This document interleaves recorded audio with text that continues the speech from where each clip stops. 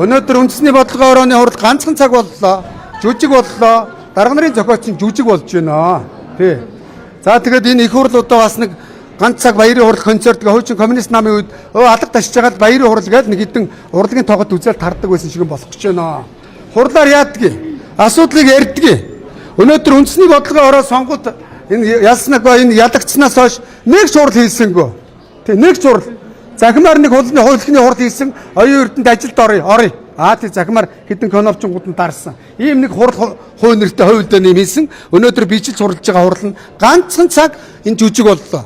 Уг нь бүтэн өдөр үндэсний бодлогын ороогоо хуралдуулаад асуудлын үйл яриад мөн үү?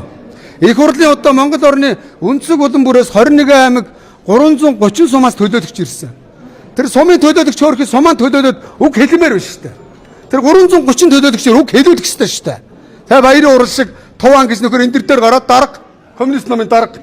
Эдгээр бүр коммунист ардчил намыг авчиж коммунистуудтай нэгдцэнэ коммунистуудын даалгавраар булшилах гээд байгаа мó гэж харагдаж штэ.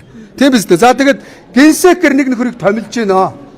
Гэхдээ генсек гэдэг чинь одоо намын үндэсний бодлогын хороогоор боловсралтай, мэдлэгтэй, чадвартай, чадaltaй, дайчин, шудраг ийм олон танигдсан Монгол орны үндэсний хэмжээний улс төрчөөр генсек тавьдаг үстэй. Мөн үү? Таминэ. Тэгсэн чинь Хэнти Сүхбаатарт оронтоосоо ардчил намын 7 гишүүнээр дэвшгэд ардын намын 14-өөс 14-т хамгийн сүүлд оролцсон. Өөрөөр хэлэх юм бол шороотой бөхөр бас нэг хиймэрл ундаага даатгаад байдгүй баха. Өвдөг шороотсон. Шорооттой хамгийн сүүлд. За нөгөөх нь одоо генсек. Яах вэ? 28 онд жагсаалтанд гишүү. Жагсаалтын сөрөг өр шиг юм байна. Тий. Одоо айгуул 27 оны ерөнхийлөгч хүртэл дахиж хуралдахгүй. 28 оны их хурл хүртэл айгуул хуралдахгүй. Тэгээ хайрцаглаад өөрсдөө ганц нэг хүмүүсийг оруулсан. Би одоо жишээ нь мандат байхгүй. Намайг үндэсний бодлогын орооноос хөөчч. Улс төрийн зөвлөлөөс хөөчч. Ардчил нам шинээр илсүүлдэг. Өнөөдөр би хэлж байгаа байхгүй. Гишүүдтэй нэ. Энэ нийгэмд байгаа үе үеийн төлөөллүүдийг сайхан хаалга нээгээд оруулаа. Тэдний дундаас артаасын зарчмаар үндэсний бодлогын ороод хоруулаа. Тэг чи хөөж гин. Та хизээ улс төрийн зөвлөлөөс одоо тухайлбал хөөгдсөн гэж өнөөдөр нөгөө сонгуулийн үеэр чинь бүхнийг базаад одоо явж ирсэн. Би чи сонгуулийн үеэр ч юм улс төрийн зөвлөлийн гишүүгээд нэр дэвших сонгон шалгаруулаад намаа дэмжээл тойрол тийм ээ гошгороод явж илаа тэгсэн чи намайг хөөцсөн гинэ. Энэ ган төмрийн хувийн нам юм шиг байна. Тэгэл оюун эрдний халаасанд орчоод их цантаа шатрар сайдаа бүр насны юм шиг бодож байна энэ нөхөр. Намын манай намын дарга нар яалаа. Өнөөдөр энэ намаас зарж ицсэн шүү дээ. Эрднийг 2 дугаар ангийг тоглож байна. Өнөөдөр сонин зундуу эрднийг дурах баян голыг ардчил намтай зарсан. Одоо Америк далаа хэрэг дээр ингээд гүзээг хэлэл хэвчиж байгаа шүү дээ. Өнөөдөр бид нар ийм нөхдүүдээр Монголын улс төрд ингэж явуулж илгээр нь гэвтүүлчихэд тэр нөхрийг гадаад руу шагнаж байгаа юм. 2 дугаар анги тоглоод байна шүү дээ. Арс нам ялт байгуулсан одоо хамтарсан засгийн газарт орсноос байдлаар албан тушаал санд болгосон. Эсвэл та өөрөө тий албан тушаал мушаал надад сонирн биш ээ. Би их том амбицтай юм багхгүй. Би энэ Монголын иргэдэд уулнаас гаргамаар байна шүү дээ. Бүгдөө 3 сая 500 гоё амьдрмаар байна шүү дээ.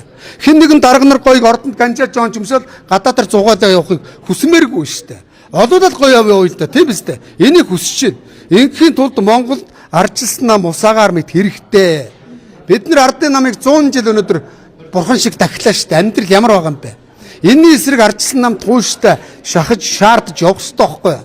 Өнөөдөр ардын нам алдаа гаргуул яах вэ? Ардчилсан нам алдааг нь хэлэх хэрэгтэй байхгүй юу? Энийг юу гэдгийг сөрөг хүчин гэдгийг.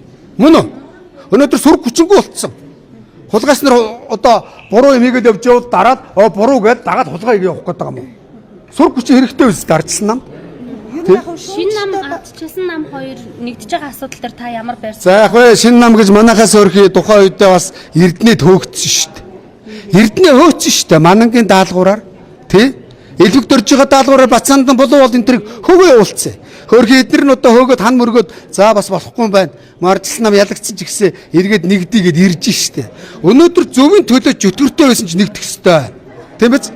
Өнөөдөр энэ Монголын жижиг намууд бүгд ирж нийлээч гэж урмаар байна.